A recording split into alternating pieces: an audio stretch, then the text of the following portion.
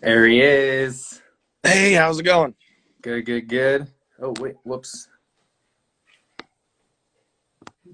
Accidentally hit the camera around. Just getting set up here. Just one moment, everybody.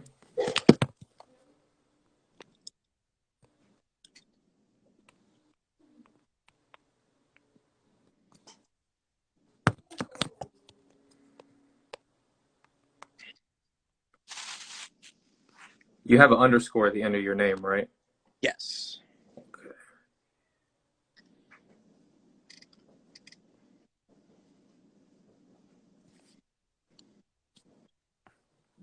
All right. Let's go ahead and get started here.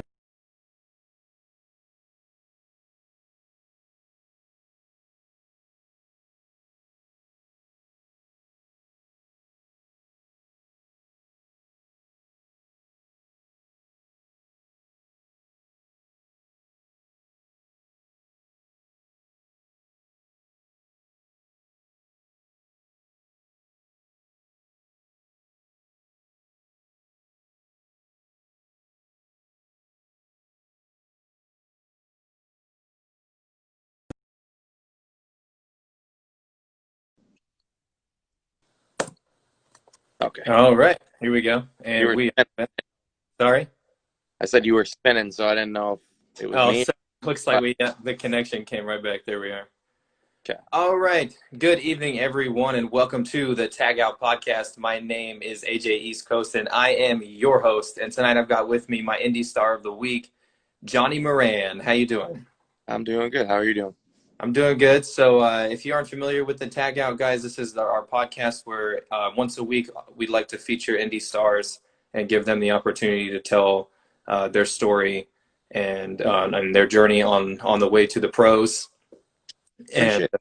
yeah, we just, a lot of people, just don't really know a lot about the ins and outs of the business and, the day to day and what it's really like. A lot of people sometimes, I've said this before on the podcast, a lot of people forget that, you guys do have normal lives and that you are real people, do things like go to barbecues and, go to the grocery store, so that's another reason why we wanted to have. So I also appreciate you, as you guys have seen the podcast before, we've had wrestlers that are on in character. Tonight, Johnny has asked to be out of character, so we want to do our kind of chill interview tonight, if that's all right with you. Yeah, no, that's perfect. I prefer doing podcasts out of character. Because depending on what promotion I'm at, I'm either a baby face or heel or, Right.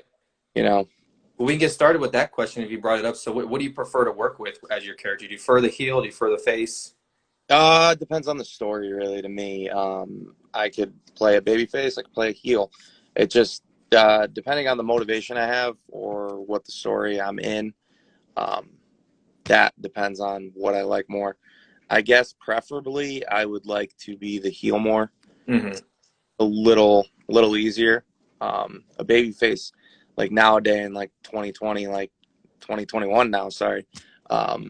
It's a little harder for people to actually get behind, like the guy that's like always the good guy and throwing. Right. Do you kind of have to play to the crowd a little bit too at the different promotions you work with, at the different areas of the country? I always try to play to the crowd, no matter where I am. It's hard now because there's no crowds, and Right. that kind of kills me because like I like being in there and like feeding off the crowd, especially as a baby face. I think it's murder for a baby face to not have a crowd. Even a heel, like I don't know, like I'll hear somebody yell like your head's stupid or your hair's idiot or something like that, and then I could play with that person. Like I Right. always that one guy that's just yelling and screaming the whole match. I'm playing with him the whole time, and then usually he'll get the entire crowd into that whole match. And everything just starts to fall and, piece to piece after that. Yeah. We have a comment in the chat from Bradford Montague. He says, Johnny Moran is a chill dude. I love Bradford. Bradford's a wrestler out of Canada, actually. Nice, nice. So have you done work outside of the United States then? For Impact. For Impact? Okay. Yeah. How long did you do work with Impact for? I just had a couple tryouts. Couple tryouts, yeah. Yeah. So I think technically I had 4 matches and three like extra like skit spots. Okay. Wow, that's awesome. Congratulations. Thank you. So with everything, you mentioned earlier, not being able to wrestle in front of the crowd and stuff like that. Have you been able to continue wrestling during the pandemic? Yeah, the only promotions I've been wrestling for during the pandemic is Camp Leapfrog. That's on independent wrestling TV, and also Titan Championship Wrestling Of course, out yeah. of Jersey. Yeah, of New Jersey, yeah. So, and have you continued to travel on the road, obviously, during the pandemic? I wanted to ask you a little bit what that's been like, with the ins and outs of traveling as an indie star, especially now during the pandemic. I kind of miss it. Yeah, A lot of the times, like, driving, like, it kind of gives you time to think about your character, think about what you're doing, even if it's just thinking about something in life. Like the road gives you that like 3 hour trip or whatever it was, and opportunity to brainstorm, right? yeah, brainstorm or just like think over your thoughts. Like I miss driving. That's one of the things I do miss. I mean, obviously my car loves it, but me personally I miss it. How long have you been doing this? How long have you been doing professional? On 6 years. It'll be 6 years in March. Do you have another career outside of, or is this full time? Yes, I do have a full time job out of this, and then on top of that, like I'm at the gym for like 2.5 hours every day. So like, there's not much time to have a social life. Right. Thankfully, my girlfriend that does wrestle, Christina Marie, you should check her out. Yeah. Shout out to her, of course. Have you guys ever done any work together, you and your girlfriend?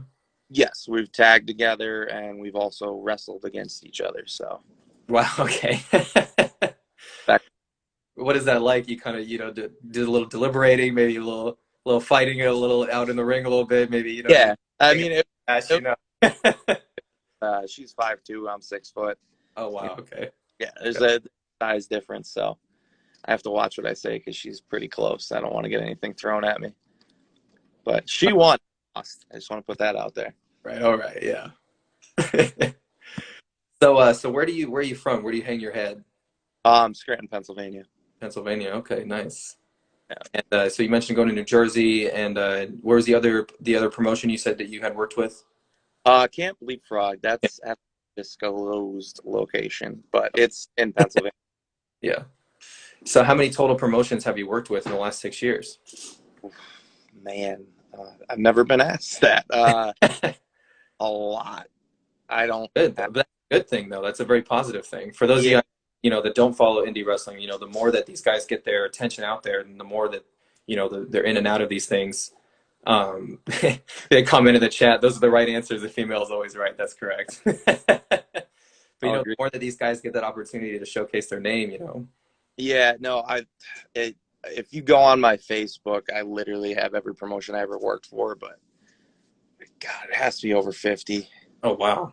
Yeah, it's up there because I take opportunities. If somebody gives me like, hey, I can get you on, just come out. I'll take that opportunity. I always take the opportunity. And have you had held championship titles in these promotions as well? Yes, I currently hold the New York Championship Wrestling heavyweight title. I am the WYLN TV champion for PPW right now. These are my current titles, but Congratulations. Here's the champ. thank you. Um, Prior championships, I was the Atomic Championship Wrestling Tag Team Champion, PPW Tag Team Champion, PPW No Limit Champion, Sanctuary live stream title, Sanctuary live stream title. What was the other one? Spotlight Championship and the Sanctuary Tag Team Champion. Wow. Yeah, Quite the decorated star we got here tonight.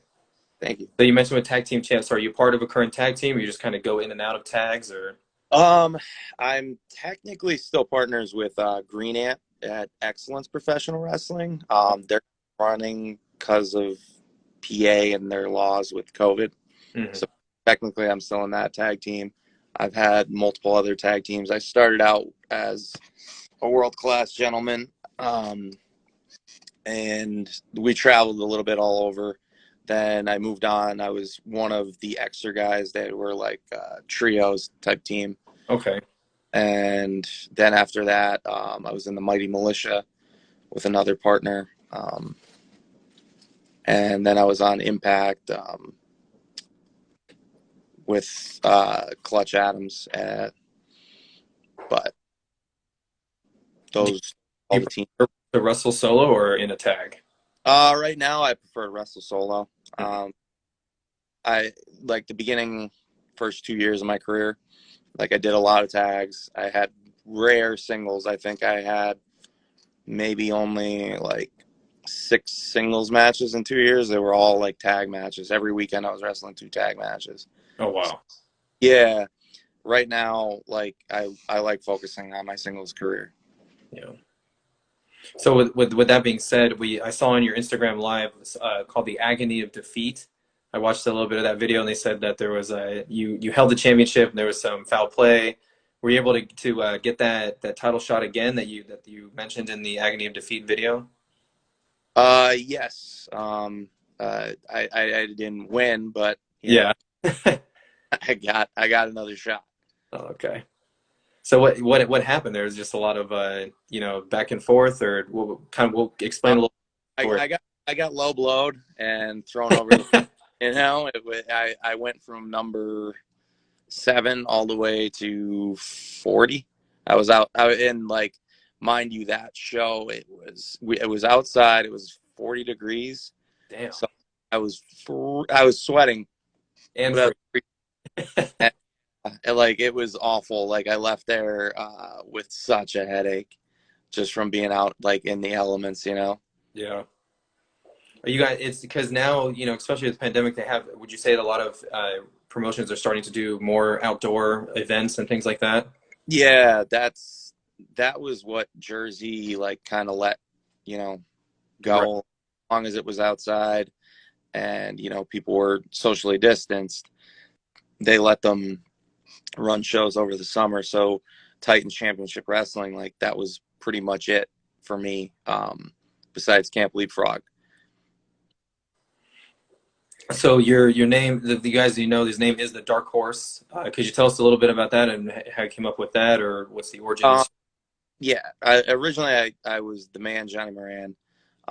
That name, obviously was taken over by Becky Lynch. So I'm like, went to Johnny Moran, and after a while, I was in like a ladder match or like a 6-way or something. And I was in like multiple multi-man matches, and my one friend was just like, dude, every time you go in there, I don't know if you're gonna win or you're gonna lose. I feel like you're always the dark horse in the match. I'm like, oh, there it is. Ooh, Dark Horse. Definition, like, the underdog, the ultimate underdog. So, and I feel like that's how my career went. Like I always feel like I am the underdog or someone I am possibly like looked over, and I just need the opportunity. Well, we hope you get it, man. That's definitely being the Dark Horse and the workhorse and all that stuff. It's just all it takes, you guys, with Indy is just that one moment, just that one opportunity. You definitely seem like you're willing. You say you've been doing this for 6 years and multiple promotions, multiple championships, over 50. That's amazing, man. So you definitely got that dedication behind it. Thank you. Yeah, of course. So what are your earliest memories of pro wrestling? As Uh, kind of wrestle, you watch it as a kid, or yes.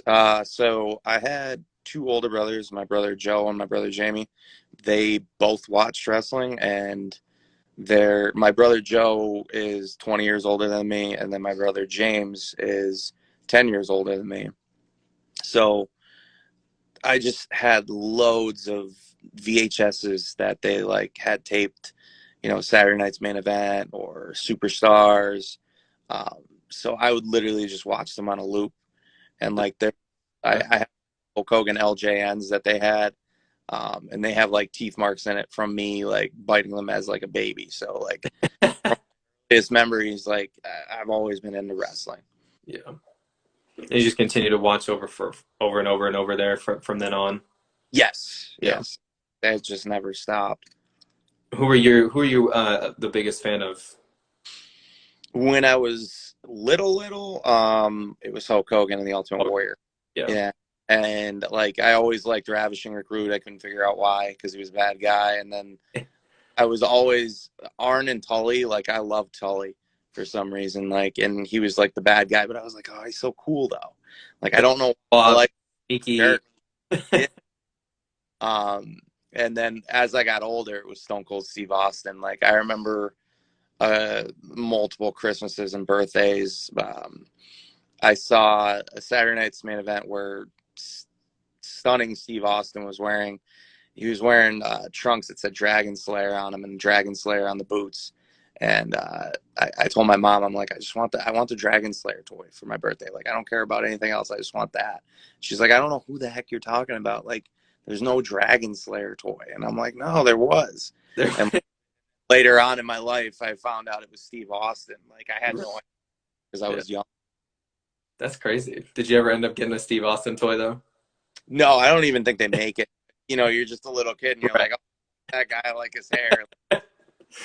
That's funny. Now, with style wise, who are your influences style wise that you take after? I try to take a little bit from multiple people. I watch a lot of Steve Austin and watch a lot of CM Punk, Samoa Joe, Ravishing Rick Rude, Tully, Arn. Um, also the Revival. Like I watch a lot of them. Oh yeah. And out of everyone that you mentioned, who do you think that you most take from or most resemble the most?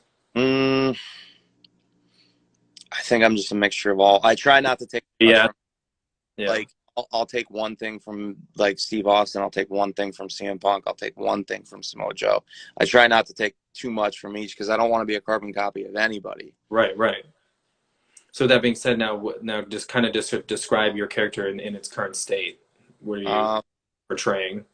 it really depends on the promotion. Like I Camp Leapfrog, I'm a douchebag camp counselor.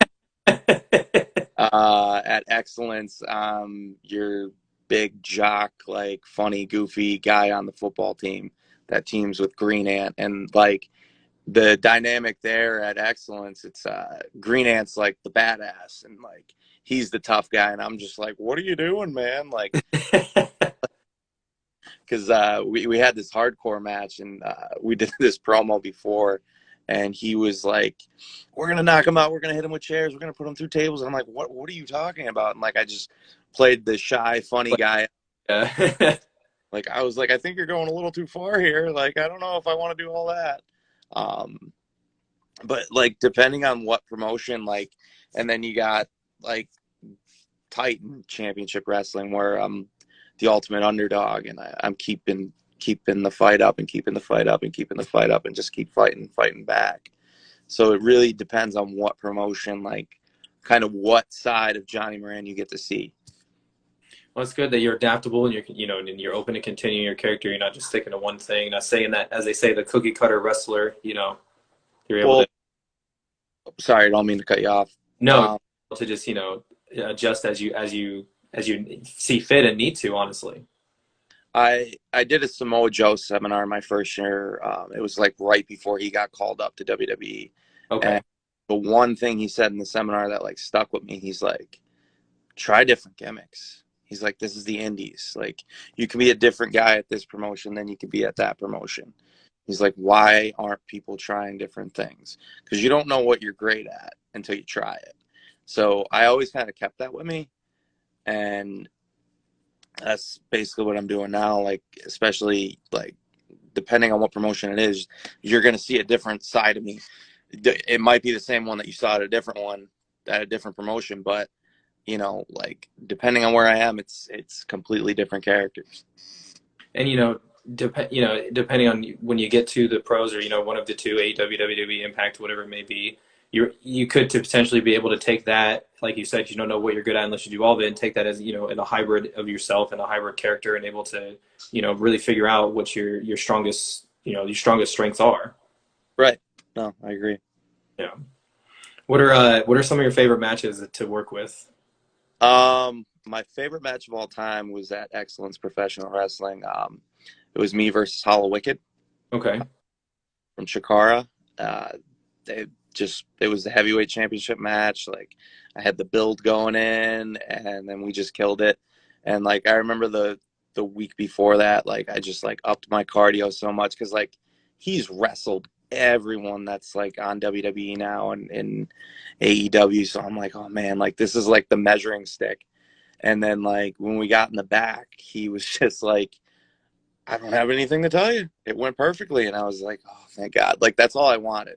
Like, I didn't want to like, uh, overdo anything or screw up on anything. I just wanted him to be like, oh, you're good. Like, that's all I wanted.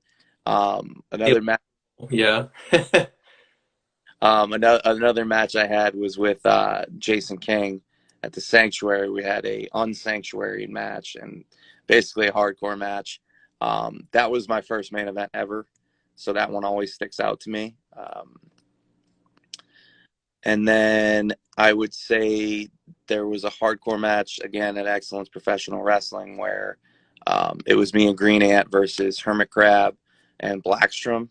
And Blackstrom ends up at one point I throw a chair at him and he takes it to the head and his head just like splits open, like there's blood everywhere. Like, Oh, yeah, it was intense, and I'm not supposed to be the intense character, so right, like, right. Oh shit, my yeah, bad. yeah. We got a question in the chat. Sarah Emery, she says, "What's your favorite way to celebrate after a satisfying match?" Um, really just like decompress in the car. Nothing crazy. I usually I grab a Gatorade or something like that, or depending if I'm really tired after the match, I'll grab a coffee. Hmm. I drink my coffee black. Um, What's your Gatorade flavor? Grape, Grape. grape, Okay. grape. I'm a grape guy. So do you when you like you mentioned earlier you had a really good match and you had your heavyweight championship match and stuff like that. Do you ever wait to get backstage? You guys kind of just talk right after the match. Do you kind of talk about what went out there, what the good, the bad? Do you guys ever go back and re talk about it or anything like that? Or you just kind of move forward um, with matches? Usually, right after a match, like you kind of find your opponent Hmm. and meet up and be like, "All right, is everybody?" First question I always ask is, "Are you all right? Is everything okay?" Like Yeah. just checking on them, making sure like if anything did go wrong or they're feeling weird and somehow you missed it in the ring, you'll know. And then usually we go over the match like, hey, everything's good. Like I don't remember anything being wonky or different. Um, and you go from there. Like if there's something messed up, you'll be like, hey, what happened here? And then you'll usually go over like, I don't know, I didn't jump here Right. or whatever the sequence is. Oh, excuse me. Are you able to, when things like that happen, are you able to, how do you able to adjust on the fly while you're wrestling? If something doesn't go the way you need to, is it kind of just knowing each other, sticking to the choreography, saying something to each other? Uh, Depends who's leading. Okay. If I'm in there with someone that's more experienced, I'll let them lead. And especially if something goes wrong. I'm pretty comfortable when things go wrong. There there was an older promotion. It's called Old Time Wrestling, and you would literally go to that promotion. They would tell you who you're wrestling. They would tell you the end of your match, and that's all you were allowed to talk about. Like you weren't allowed to talk about like beginning of the match, how the match is going to start. All had to be figured out in the ring. So Wow. all was the ending, and they would literally keep you away from your opponent. They'd be like, "Don't go over there. That's your opponent." You don't want, yeah, because you just got to figure it out, honestly. Yeah, it was all on high. Yeah, and like you would be talking in the ring, you learn how to talk in the ring and not make the whole audience see it. Like I loved my time there. It was every Saturday at 10 a.m. I used to have to wake up like super early because it was 3 hours away from me. Yeah, just to make the commute, yeah. Yeah, What's the longest you've ever had to make a commute for promotion? longest would probably be Georgia, and that way I think is 10 hours. 10 hours, yeah. Yeah, yeah. Dedication is what we're saying. Or Uh, Wrestle America, which Luke Gallows owned at the time. yeah. They let us stay at his house. I was with the extra guys at the time. Oh, that's awesome. Yeah, really nice guy. Oh, yeah. You see everything he's doing, on TV now. They're getting the band back together and all that stuff. It's great. Great character. Deserves all of it. He's a great Yeah. guy. He literally helps out. Like he'll help out the guy that just started yesterday. Like he That's always has time for everybody. We have another question in the chat from Sarah. She says, "Are there times where improvisation is necessary, or do you actually always remember the routine?" Um, I would love to say that I always remember the routine, but there's times that you some reason like usually if we're calling it like A to Z, I'll say, hey, I'm gonna forget this part because I keep missing it every time we call it. So I'll tell my opponent, I'm like, tell me something here so I remember that. Okay. Uh, but if it goes crazy, usually you can remember like the big thing, like the next big thing, and that's what you try to get to. And if you have to completely work on it until the end, that's what you kind of got to do sometimes. Yeah, and like she says in the chat now, this it's she likes the teamwork. Yeah, it is a lot of teamwork, because you are working together, so you're keeping each other safe, sticking to the routine, and also putting on a show. And that brings me to my next question: do you have any acting experience outside of professional wrestling? I don't have like technical like film acting experience. I do have stage. I was in the theater drama department in high school. Hmm. Um, high school. When I was an infant, my mom made me like literally an infant. She made me play baby Jesus. So like I've always been on some kind of a stage. And then even I used to do concert um, drums. So I did like play the snare drum and the bass drum for concerts. Did you always want to be a professional wrestler? Was that kind of the boyhood dream, or Oh yeah, yeah, yeah. so? How did you get your start about 6 years ago? Explain how that all got down. Me and Mike Mitchell, one of the extra guys in the Mighty Militia. I was Googling one day after I got out of college because I got into bodybuilding for a little bit, and it was after I did amateur wrestling in college, and I was just looking for like that next thing because like lifting at a gym is fun, Mhm. but sometimes you just need that extra motivation to get in there and keep going. And I was like, hey man, like, do you think we could actually wrestle? And then he's like, yeah, but like, where the hell's the school around us? And then I literally just put in wrestling schools in Scranton, thinking that like nothing was going to come up. Mhm. There was an actual wrestling school in Scranton. It was Backbreakers Training Center. Head trainer is Justin Glory. Um, and we just went in there. It was in the back of a hair salon. And yeah, so like Awesome. yeah, like the first day we walked in, like we walked in and we're like, and this lady's like, "You Megan. guys are here for, aren't you? Not haircuts." And I'm like, "No." I'm like, "Yeah, the right thing." So she pointed us to the back, and then we ended up meeting Justin Glory and signing up. Right through the hair salon, right to the back. Yeah, to the hair salon. That's amazing. You always hear something like that on the indie circuit. You never know, like, oh, it's, back at the bingo hall or the high school. Yeah, I Never I, I salon. know how like malls are starting to go out, so like a lot of people are training in malls now. I see more and more like in like old Foot Lockers or Wow. other stuff. We have another question in the chat from It's Jeremy AT, who's also my co-host on the Tag Out podcast on Twitch. If you guys check us out on there, we do a weekend review. We talk about NXT and WWE, AEW, everything throughout the week, and then we do a discussion on Saturdays. This week we are doing the Randy Orton and John Cena story. But he has a question for you, Mr. Moran. He says, "What would you say is the biggest struggle for you as an indie wrestler?" Um, Originally it was more like time management. Like you're missing a lot of like family events. You're missing a lot of your friends like birthdays and stuff, and like if you don't know how to handle that or like what I used to do, like if I missed a friend's birthday party or a family event, I would always like try and call on my way there and then on my way back, and hopefully get to talk to the person that's having the birthday or the family members that you missed on the event. But I always tried to at least go out of my way to make that, because they knew I was following my dreams, so they didn't really give me much slack for it. But you know Yeah. So with that being said, now with the pandemic and everything, how's that affected you both personally and professionally in wrestling? I got to make a lot more family events, with the pandemic. Yeah, yeah. I have a 1-year-old nephew, so I get to see him a lot more than I did, wrestling. Because like I'd only see him like once a week. Now I could see him on the weekend and during the week. So it's positive and negative, because like I miss going out. I miss wrestling all the time. Hmm. Yeah. What have you been able to do at home, to stay in that ring shape?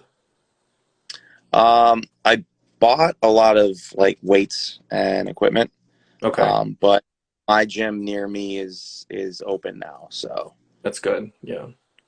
I've What is been getting back to the actual gym.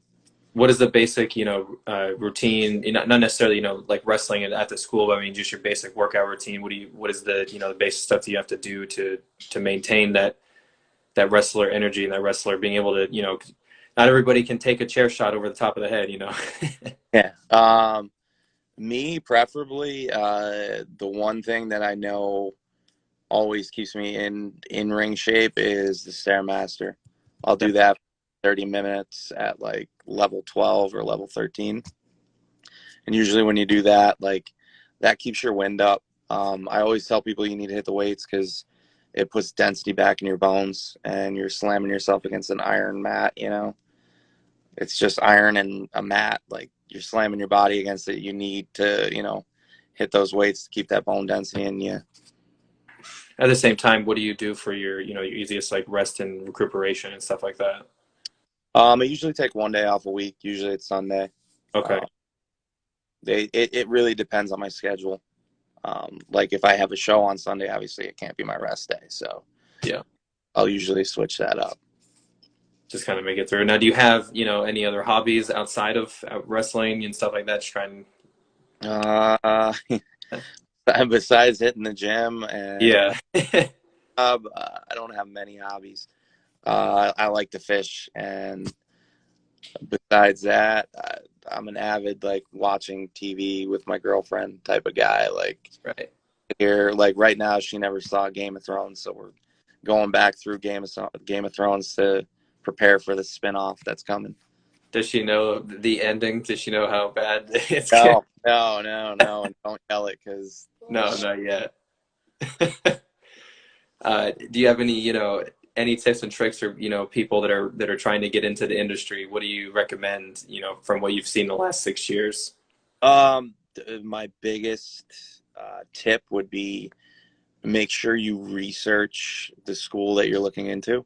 Okay. Uh, Make sure either you know someone that's in that school and you see them performing on shows, or the trainer is someone that's been on TV, um, and that's been out there, or they're on independent wrestling TV, depending on what you're looking for. And Um, I've seen a lot of people taken advantage of, not really trained properly, I was and going to then say, heard any retrain. stories of people being taken advantage or, I wouldn't necessarily, fake schools or, but schools are just not necessarily the subpar. Does that happen often in the industry? I've seen people, they open a school, it's open for 6 months, and then they disappear, and Wow. then you lost all that money you gave out. Luckily, I've gone to quite a few reputable schools. I never stopped training. Right.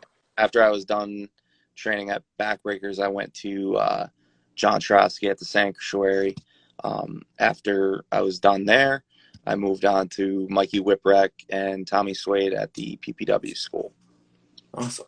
where I trained. Do you have any upcoming matches here in the future coming up? I have one with Tommy Vex that's going to be coming out I think on Independent Wrestling TV or Camp Leapfrog's um, Instagram and Facebook page. I think it might be on the Independent Wrestling TV though. Okay, It's either going to be on one of the two. I don't know where it's coming out.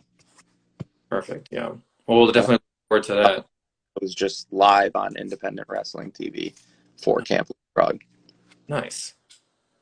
What has been your most difficult match that you've ever had to wrestle? And I mean by that, difficult in the aspect of putting it together, actually executing it from start to finish, things like that. Um, I I don't. It wasn't hard to put together, and it wasn't hard going through it. But when I wrestled Wrecking Ball Ligursky, I felt that match for like 4 days afterwards. Like that was anytime someone says the hardest match, and it's not because it was hard to put together. It's just he's one big tough man, and like throws you, he throws you. One of those got to eat the bottle of Tylenol for the weekend He matches. did Oh man. that one for a while. So as I was going through your Instagram and looking at videos and doing more research about you, I found that you have a lot of accolades and awards. A lot of them being yeah, see them right behind you. Yeah, the wrestler of the year and things like you explained to us, a lot of that because you've just only 6 years as a professional wrestler. That's incredible. Yeah, the superstar of the year that was voted on by the New York Championship Wrestling fans. So, what's is how did that happen? Can you see that question too? Yeah, I see. I was just about to say we got a question. What's your favorite food to eat after a tiring match? Yeah. After a tiring match, I like a peanut butter sandwich. Peanut butter sandwich. All right. Wheat. Crunchy or cream? Oh, I'm a crunchy guy. That's where it's at. Yeah, that's you know what I mean. Like creamy, you're just like, all right, this is peanut butter, but like you got crunchy, and you're like, oh, this is excitement. Like you know what I mean? But back to that, the New York Championship Wrestling was voted on by the fans. Same thing with the PPW Male Superstar of the Year. Um, they were both voted on by the fans, and both companies. I'm a heel, so I'm a bad guy.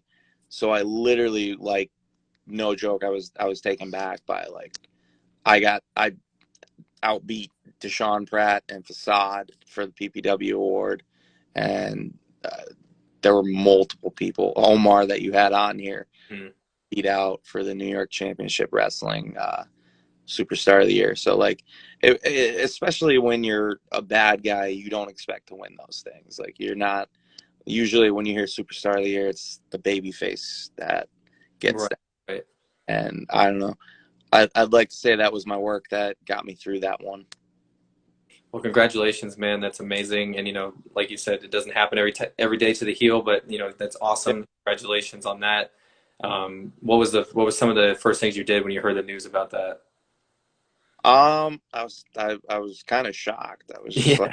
like that, and I'm Really? like, wait, You serious? Yeah. like, messaged both people back, and I was just like, wait, like I won, and they're like, yeah, I don't.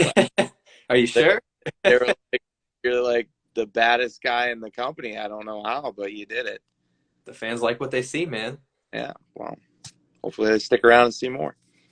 I hope so. So, I want to know which AEW star you currently like to work with, and which WWE NXT further on star that you like to work with. Uh, AEW, it would be FTR. Partner of my choosing, it would probably be John West. Nice. He's a independent wrestler. That's a good friend of mine. We just know each other inside and out. We've wrestled each other. I wrestled him as a heel. He's wrestled me as a heel. I've wrestled him as a face. He's wrestled me as a face. We've teamed together. Like we just know each other inside out. And then WWE, it would either be Randy Orton or Samoa Joe. That'd be awesome, especially as you got to see Samoa Joe in his seminar, coming to the full Yeah, circle. yeah, exactly. Yeah. Sorry, I got some in my eye there. We Right. got a question in the chat from it's Jeremy AT said, "Do you think promo work is more important than skill, or vice versa?" I think you need a mix of both. Mhm. Uh, I think I think you need to know how to tell a story in a match, not just do moves to do moves. Because I think that's what's kind of killing the business is everybody's just doing moves to do moves, and nobody's selling them, and that doesn't mean anything. So I think you need to tell a story, and then I think you need to tell a story in your promo too. So I think you need to be good at both because they're coming for the whole product. Your promo gets them in to the building, and then your match sells them to keep coming back. Right, right. Who do you look to for your most influences when it comes to cutting promos? Jake the Snake. Take the snake, yeah. Um, yeah, Jake the Snake would be number one. Then you look at guys like Ric Flair. Then you look at Tully. You look at Arn. Any of the Four Horsemen, pretty much. They knew what was going on. Then you watch Dusty if you want a really good like babyface promo and like getting the crowd behind you. Um, I mean, you can even look at Hulk Hogan. Like, sometimes people are like, "Oh, he's hokey." Like, he's talking about his powers and looking to the hand and stuff like that. But you can pull from that. Like, Yeah. you could see why people buy that. Like, what makes you connect with that. And same thing with like Macho Man. He's talking about creamers and stuff. Like, you look at that and you're like, why do people like that? And that's what I always do. Like, even like I'll find a character in a show and I'll be like, why do I like this bad guy? Like, what about him makes me like him? And it might be something he's wearing, it might be the way he walks, it might be the way he talks. Like, you have to pick apart things. Try and really, figure it out and you use that for your characters as well. Exactly. Yeah. That's awesome, man. So I always ask this question as well towards the end of the podcast and things like that. What do you say to people when they say that wrestling is fake? What is your response there? Um, I I usually don't get that, but you know, I hate to hear that it's fake. If you want to say stage, sure. Fake. I don't know if I agree with that. There's too many people that have gotten hurt and injured, and if you want to say it's stunt work, sure, fine. But as far as fake, you're still putting your body through everything. So I don't think it's fake per se. Predetermined, rehearsed. Some people say acting. I'd rather hear that than it's just fake. Yeah, there's nothing fake about taking a body slam, like you said. It's just a mat and the iron. There's Yeah, nothing, there's nothing fake about a kendo stick to the back. I've right. always, people have always like, oh, they just fake it, they fake the hits. It's like, no, you really hear that. Then you see welts, like they go in the back and just paint welts on themselves. You're actually getting hit. Right. Nothing you can do to fake that. So how do you just kind of brace yourself after a while, or is that something you have to learn, or you just kind of take it when it comes to getting hit Um, with things? with weapons, it's a little different because like you don't learn that in training. Like no trainer is gonna be like, hey, here's a chair. Yeah. No one will show up. It, those those things are kind of like on the fly. So, like I said, I've been in multiple hardcore matches. The first one I ever did was with Jason King, and he did multiple.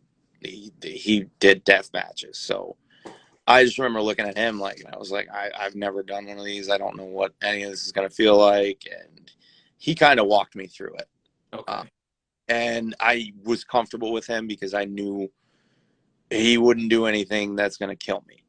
Um, so everything we talked, we didn't rehearse it, but we talked about it, and he told me exactly what to do with my body, so I knew exactly what to do with my body to protect myself.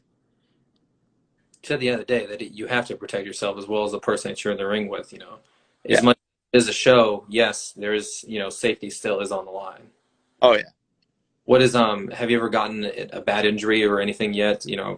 I got a concussion, and I was completely knocked out. Like I came back to the back, and there's a couple wrestlers that were standing in front of me.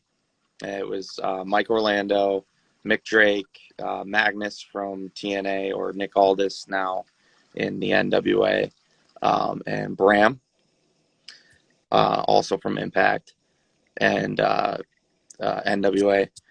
they were all like staring at me, and then I was like, what when's my match? And I already had my match. So they all were like, don't move, we're gonna get the doctor, because like they all like knew, like when I walked back, I guess like I looked weird, like I Yeah, just wasn't walking, kept like walking straight, because I did a promo after my match, I finished the match, like I still wrestled, but like everybody knew something was off. kind of on the kind Like, of sorry, good. autopilot mode a little bit. Yeah, it was super autopilot mode. Like I don't know how I talked on a microphone. I, and like after I did a DDT, but it looks like I'm doing a DDT underwater. So then they realized there was something wrong, because like it was just super slow. Like I did everything in slow motion. But they got me a Gatorade, and then immediately I had to go to the hospital and get my head checked. Um, Luckily, that's the worst injury I had. Yeah. Well, we I hope not to have this obviously scary. aches through the years, but Yeah. not, nothing like that. Have you ever taken or had to do any crazy bumps, like fall from any crazy distances or crash through anything like that? I've been put through tables. Nothing too crazy. I mean, it's like, I mean, it's not too crazy to me, but like, you know, sometimes you're on the top of like the tower and then you go down, but like, I don't think anything too crazy. I never did anything like off a scaffold or anything like that. So a lot of people say that they don't really know, like, how high the top rope is until you're actually up there, Right. 'cause No, I get that. did you have that feeling that first time you were up there, like the don't look down feeling, or the first time you got suplexed, you really not really know what to expect from that height? No, I didn't fear it all too much, Mhm. because I just, I don't know. I just went in with that mentality of like, this is what you've always wanted to do. So Yeah, yeah, here's your chance. Like you're up here now, and I just went. You know, yeah. I the one thing I didn't do though is I never looked to the right or to the left. I just looked at the mat, Just straight down, yeah. comfortable, and then I looked to the right and the left, and it wouldn't bother me then because I've done it before. But like I remember when we were doing like stuff from the top rope, I just I climbed the top rope and I just looked straight. And it wasn't something I did on purpose, but I realized it later because like the one kid did freak out, and I'm like, why did he freak out and I didn't freak out? And then I realized he didn't look right or left, and like first thing he did was look right and like saw how far the floor was. Yeah, he just lost it. Yeah. So with when you're cutting promos and things like that, do you guys kind of promo work with each other in training, or do you kind of interrupt each other, do you kind of make fun of each other? How do you kind of keep yourselves on your toes as you're cutting promos? Um, from the get go, our trainer always told us, as a heel, you want to build up your opponent and Mhm. then bring it down, and vice versa. Even as a baby face, you still want to build up the heel, because when you beat somebody, they have to be something, or who the hell did you beat? And Right. vice versa. If they beat you, if they're this garbage that you keep talking about, what did you just get beat by? You know? So we had early promos, and like I always was kind of comfortable with promos. A lot of people get like frozen when they start doing promos. They freeze up. I think it's just from years of being on the stage, like I was just kind of used to that. A natural ability, yeah, Yeah. acting. Well, the last few minutes here, the last question I always try to end on, so you have the ability to promote yourself and things like that. Do you have any merchandise currently and things like that? Yes, I do have a Teesprings. It's literally right here on my Instagram. It's right underneath. It's the Dark Horse Johnny Moran and my Teesprings. So if you go to my profile, you can click my T-shirt store. I also have a Twitter. It's Johnny Moran _ same as my Instagram handle. And then if you look for me on Facebook, I'm Johnny Moran the Wrestler. That's my like page. If you can go there, I appreciate that. I also have a YouTube page. I upload my matches. It's exactly where I upload everything first, like before I put it on Instagram, before I put it on Twitter, uh, and Facebook. It's the first one that gets it. So if you're on my YouTube, you usually get it a day before everyone else sees it. That's awesome, man. Yes, make sure you guys check him out. Check out his Teespring. Check out the Instagram. Look at the videos, all that. Please give him a subscribe. Shout him out. Everything. Like we said, it's the Indie Star of the Week. We want to give these guys the opportunity, the platform, and being able to showcase who they are, showcase their talent, and get their names out there as much as possible is the mission that we are going for here. Yeah, thank you. Honestly, thank you for having me on. It's been awesome. Yeah, man, it's been fun. Thank you for sitting down with us and getting to know you a little bit. We'd love to have you back and do another follow up with you in the future and Love to, love to. You just name time, and place. dig some more. Maybe me and Jeremy can dig through your matches a little bit. We can do stuff like that, all kinds of stuff. Yeah, Well, guys, that is it for tonight. Make sure you guys check us out on Twitch this Friday night at 10 o'clock. Jeremy and I will be discussing the week. And then Saturday, the same night, same time, we'll have the Randy Orton and John Cena story. And look forward next Tuesday, we'll have another Indie Star on. Thank you, Mr. Moran, Johnny Moran, the Dark Horse. My thank name you. is AJ East Coast, and I've been your host. Y'all have a good night.